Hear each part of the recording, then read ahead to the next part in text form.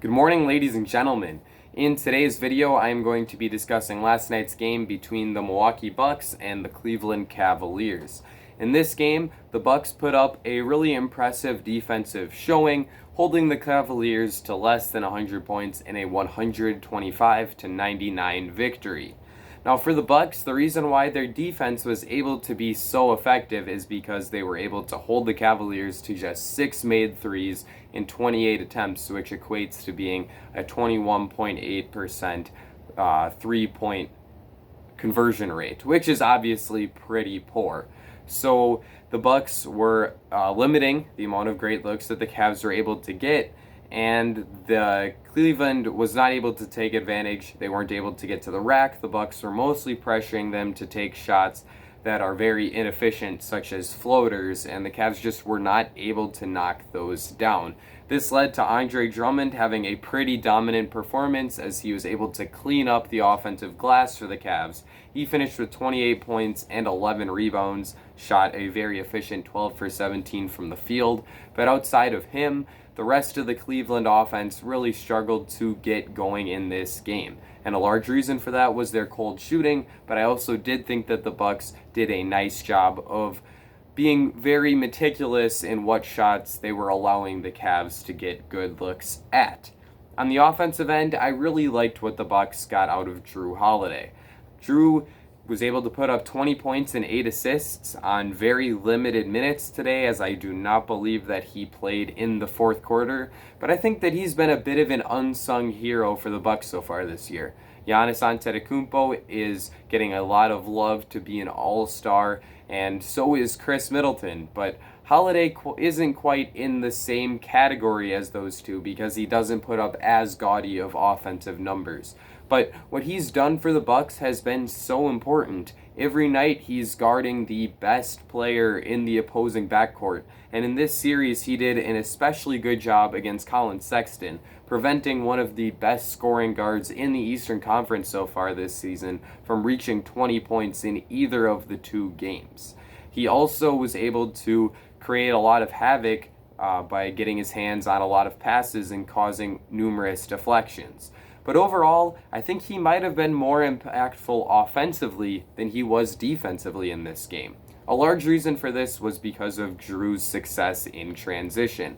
He both was able to leak out and receive long full court passes from fellow teammates. Chris Middleton has gotten quite good at making that pass, as has DJ Augustin. On one situation, Holiday was able to catch it in stride and go up for a layup. In another, the pass was a little long. No problem. He was able to track it down and save the ball in to, I believe it was Giannis, who grabbed it and threw down a dunk. So that is clearly an effective way of offense for the Bucks. But in other situations where it's just Jrue attacking a 2-on-1 or even a 1-on-1 in transition, he's able to use his strength and craftiness in order to get really easy looks at the rim for himself. And we saw him do that quite a bit in today's game.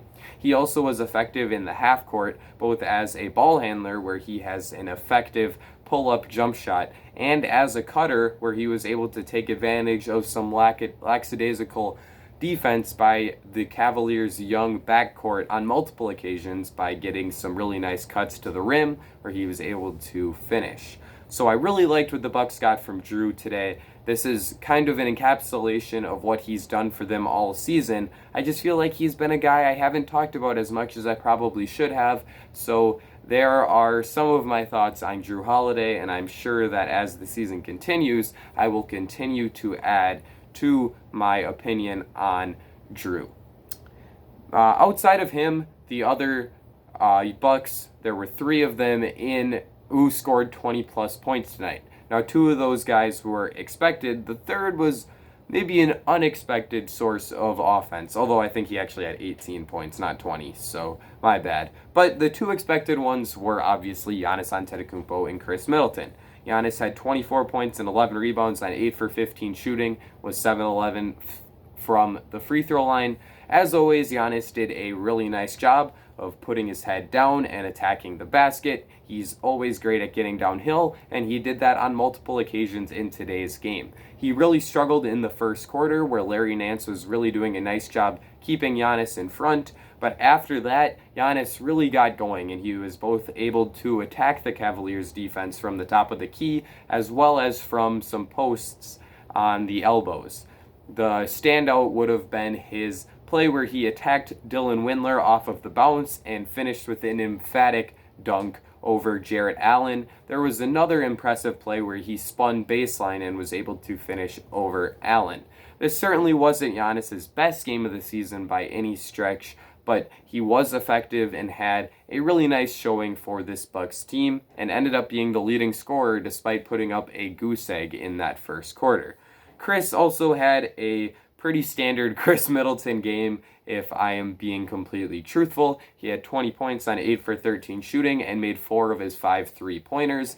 I don't have too much to say here on Chris, other than the fact that he has improved his handle so much from 2 years ago to last year, and it's continuing to get better as this season continues. He just has such a nice control of the ball, and that really enables him to be able to create a lot of space for himself to get up the excellent looks that he never ever misses, as he is on pace to reach 50, 40, 90 for the first time in his career after he missed it ever so narrowly during last season.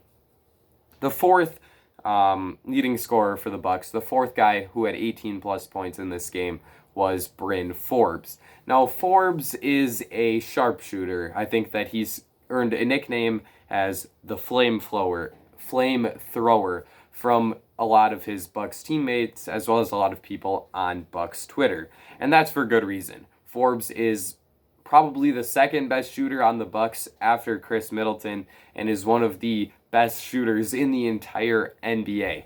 And in today's game, that was certainly showcased. He had 18 points and made all 6 of his 3-point attempts.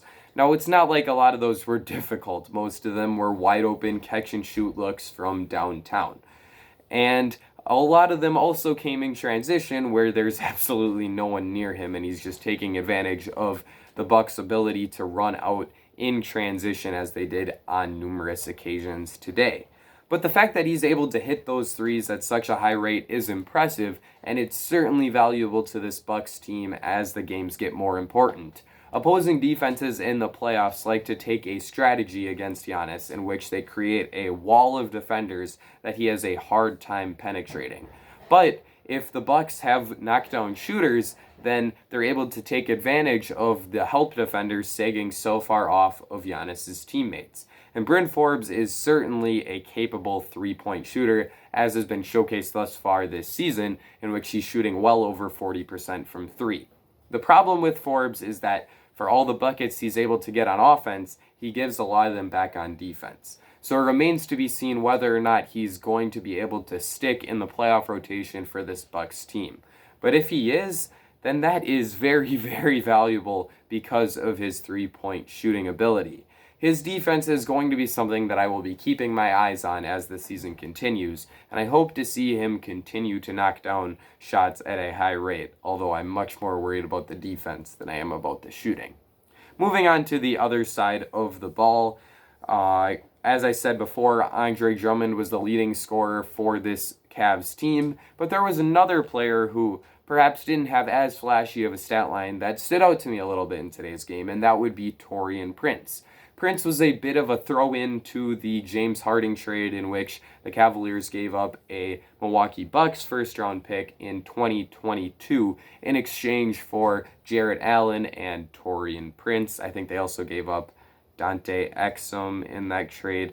But bringing in Prince was not the key selling point for the Cavs. It was bringing in Jarrett Allen. But I have been a big fan of Taurean Prince dating back to his days at Baylor, and I was kind of bummed to see how badly he struggled last season with the Brooklyn Nets. A large reason for that was that he is not able to shoot the ball very well from 2-point range. He's a good 3-point shooter, and he's at least slightly above average on defense, in my opinion. But if he can't hit twos, then that limits how effectively he can play. But in today's game, he showcased something that was pretty intriguing to me, and that was a floater shot. He made 2 or 3 of those floaters, as well as making 2 of his 3 3-point shots, and finished with 13 points. Now, I'm not saying that Taurean Prince is going to take a star turn because of the development of a floater, but I do think that it makes him a more viable 3-and-D wing piece in an NBA rotation, and I think that it's certainly a good sign for the Cavs faithful that he is continuing to develop his ability to score off the dribble. Just something I wanted to put out there. Not a game changer by any stretch, but was an interesting takeaway for me at the conclusion of this game. The last guy I wanted to talk about was Darius Garland. Now, Garland is a guy that I'm not super high on. I think that the pairing of him and Colin Sexton in the Sexland backcourt is not something that is tenable, and the Cavs will never be a super successful team as long as they are starting both of those 2 players. But that's not to say that Garland is not a good player. In today's game, Garland had 17 points and 9 assists on 7 for 12 shooting. The big question with him heading into his draft was whether or not he'd be able to be a capable playmaker. That, along with his defense, which is still really bad. But the playmaking has really come a long ways. He's able to be a really productive passer in the pick and roll, where he's established a solid chemistry with both Andre Drummond and Larry Nance. And that certainly gets me excited for Garland. I think that if they can find a way to have him be the 6th man, or to move on from him to bring on another wing player, which was something I talked about a little bit more in yesterday's video, it would be a smart move for the Cavs. I think Garland's a good player, and he's going to have a long NBA career. I'm just not sure that him being paired up with Colin Sexton is the right play for him long term. I think that's everything that I wanted to cover, though. I thank you for watching this video. I hope that you enjoyed it, and if you did, leave a like and subscribe. Let me know in the comment section what your thoughts on this game were. That's going to be it for me, ladies and gentlemen. I will see you all again very soon.